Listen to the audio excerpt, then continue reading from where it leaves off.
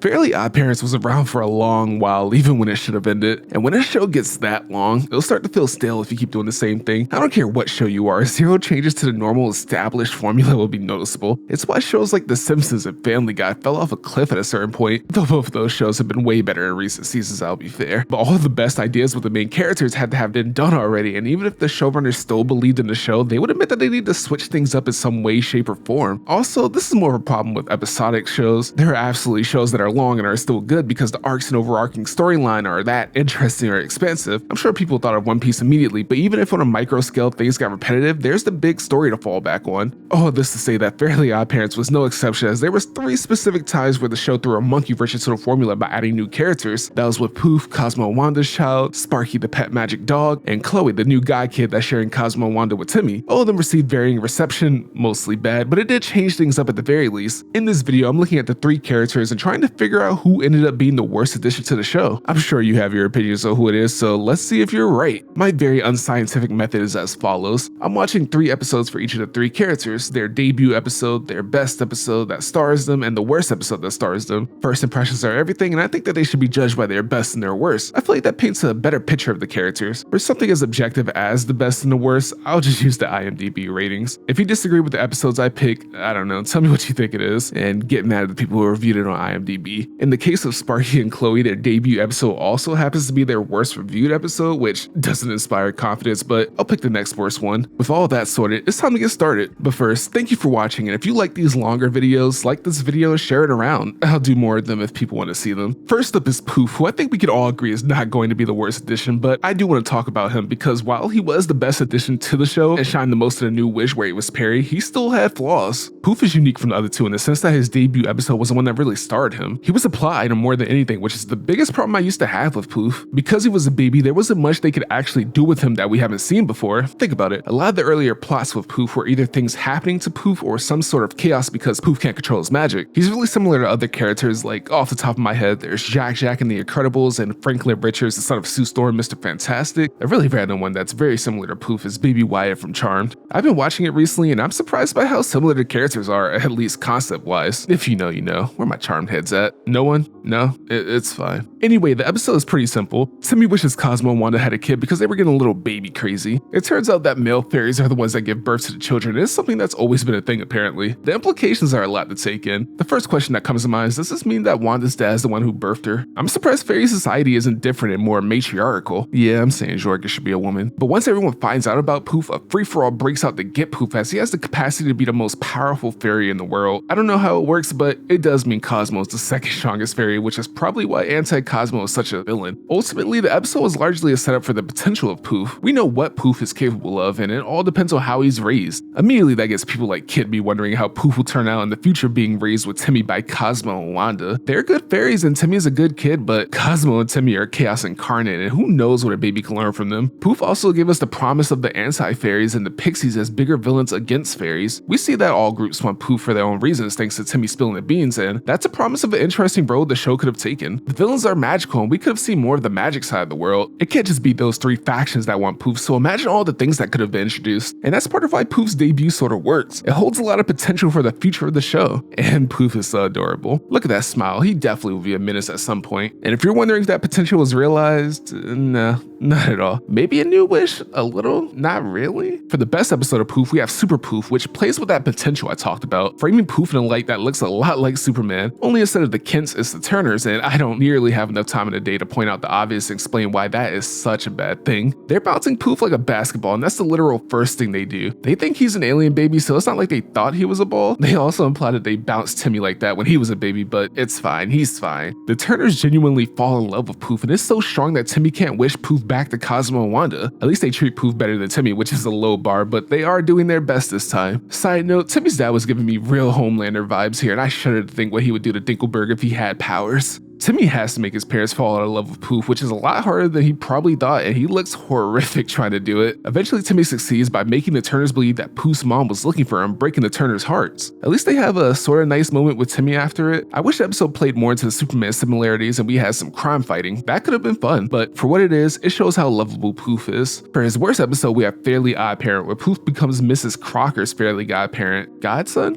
Poof isn't helping a guy kid, but it's part of an initiative to get fairies to old people. To put it mildly, Mrs. Crocker rivals Timmy with the pure quantity of her wishes. It gets a little gross at a certain point. Jorgen needed a restraining order. It's also the first time Poof has to handle primary duties for a person, and he does a really good job. He's better than Cosmo, easily. He doesn't talk, so he grants wishes, no questions asked, and honestly showcases how powerful Poof is. Cosmo and Wanda would not be able to cast this many wishes this fast, but it is putting a toll on Poof. Cosmo and Wanda do get Poof back though, when Mrs. Crocker gets to spend more time with Crocker and stops being miserable thanks to it. It's funny because neither Timmy nor Wanda saw the problem. It kind of happened without them because they couldn't fathom that Crocker was what she needed to be happy. Shout out to Poof, by the way. I thought he was going to burn out sooner, but he made wishes until the end. Respect. I think I've said all I need to say about Poof. I like Poof and the storylines are fun enough. It's just hard not to notice the wasted potential. In a way, he's kind of like Gohan from Dragon Ball Z. And just like us Gohan fans have Super Saiyan Beast, Poof fans have Perry. Sparky is essentially Cosmo, but in talking dog form. You can already see the problem with that. We have Timmy, Cosmo, and even Poof now. Did we really need another force of chaos? There's only two real things that Sparky brings to the table as far as I can tell. He gives the writers an avenue to have pet-related magical problems, and for some reason, Sparky can be seen by humans with no consequences. I guess Timmy did adopt Sparky rather than getting assigned him, so maybe that's a very important difference in Fairy World. So if you want to see Cosmo interact with people like Timmy's dad and Mr. Crocker, Sparky is a good way to do it. In Sparky's debut, Fairly Odd Pet, Timmy really wants a pet because everyone else has one, but since he's such a bad pet owner, he's banned from every pet store, which is fair. Remember the burning rage his last pet took to the grave? He needed to be stopped. Timmy decides to go to Fairy World's magic pet shop and meet Sparky. The two instantly bond and get along swimmingly until Sparky goes too far with his magical dog shit. Timmy and Sparky have a minor falling out, but make up when they need to stop a magical flea infestation. It felt like Sparky was introduced to be a magical best friend to Timmy that wasn't also his godparent, but he comes off more as an uncle or something.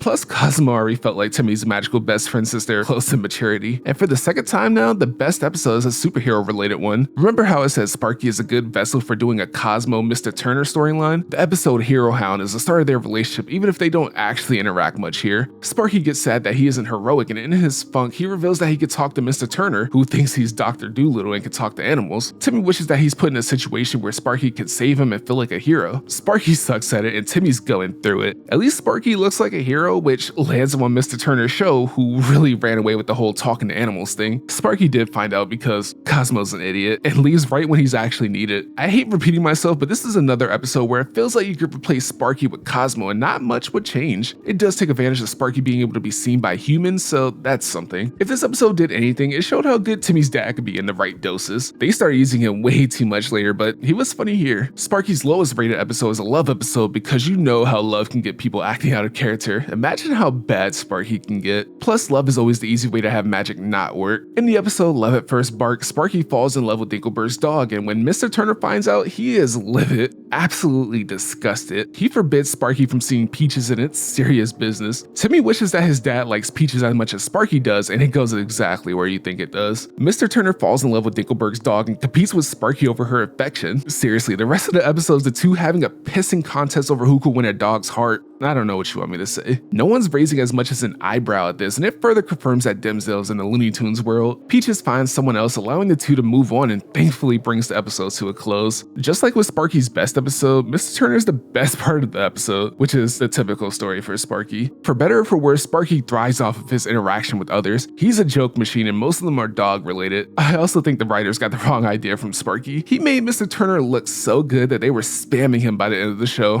Crocker too. Chloe easily had the worst debut out of all of the three, and did the opposite of endearing the viewers to Chloe. It's not necessarily that the episode was bad, it just does a terrible job of introducing Chloe as a main character, at least for most of the episode. It feels more like she would be a one-off character who Timmy has to learn some sort of lesson from because of how perfect she appears. From the start of the episode, we see Chloe doing everything right, making everyone love her, and torturing Timmy by being so perfect. Even Cosmo and Wanda seem to like Chloe more than Timmy, and with no explanation given yet, she gets fairies. And not just any fairies, she gets Cosmo and Wanda. It made no sense to anyone who watched the show. Every episode, we hear the theme song talking about how miserable Timmy is, that being the reason why he gets fairies. So why does Chloe get them? Jorgen refuses to give an explanation, and we watch with Timmy as everyone is enamored with Chloe. Timmy struggles with sharing fairies and gets so annoyed with Chloe that he makes the dumb wish to get rid of the day Friday, causing magic to stop working. Jorgen had to show up and tell him to cut his shit out and learn to share, so Timmy goes for a fairy bot to fill the Cosmo and Wanda sized hole in his life. Chloe then makes her first wish, showcasing one of her flaws. She's too nice, and kind of like like when Chester had Cosmo and Wanda, she wishes for something that seems good but goes horribly wrong. In this case, she wishes that everyone would share. It's funny that this is the flaw put on display because it's kind of a humble brag. She's so nice and good that it backfires. Yeah, okay. It sounds silly, but she doesn't have friends and is a neurotic mess because of it. The problem is that we don't see enough of it in her debut, and it almost comes off as we're supposed to feel bad for her for being too perfect. Later in the season, we do see a little more of why she needs fairies, and Timmy for that matter, which does help her character. Anyway, the episode ends with Chloe learning her first fairy lesson to be careful with what she wishes for, and she unwishes her wish with Timmy and Chloe becoming friends. Honestly, the episode isn't that bad if you get over the shock of Timmy having to share his fairies. Chloe comes off as a Mary Sue right out the bat, but they show a little bit of the cracks that have formed. It does create a little bit of intrigue as well. Jorgen doesn't tell Timmy why Chloe needs fairies, and it's not really Timmy's business or Jorgen's to tell. If Timmy had to share fairies, it's good that it was someone like Chloe. She's so different from Timmy personality-wise that we have wishes we have never seen been made before, and it's in a way that doesn't feel forced, unless you think Chloe is forced, which is something else. Yeah, I definitely would have preferred for Chester or AJ to have fairies, but they think too much like Timmy. You won't get as much mileage out of them like you could with someone who isn't like Timmy at all. Chloe's best episode is one where she goes head to head with Poof, disguised as a schoolgirl named Angel. Poof is tasked with turning Chloe evil because she's so positive that it's draining the anti-fairy's magic. Timmy, Cosmo, and Wanda are completely useless, being put under Angel's spell. Angel becomes the new Chloe and everyone loves her now, hoping that it will make Chloe hateful. Of course, Chloe's positivity is too strong. Even losing Timmy, Cosmo, and Wanda isn't enough to break Chloe. The only thing that made Chloe angry was Angel insulting her friends. Chloe wins the fight, fixing everything, and hey, that little burst of anger was enough to power anti-fairy world. Chloe is super sweet this episode, even forgiving Poof for everything. She really is a nice person, and I'm kind of starting to feel like everyone in her debut episode because she's growing on me. It's nice to have someone that nice. Finally, we have her worst episode in Certifiable Super Sitter, where Chloe has to babysit Poof after coming back from school. It's a whole thing. He's learning how to be a fairy, which is turning out pretty well. It's also the first time that Chloe meets Poof and she's in love. We quickly see why the episode is rated poorly because Poof is weird and he brings his friends, including Foop, who are also weird.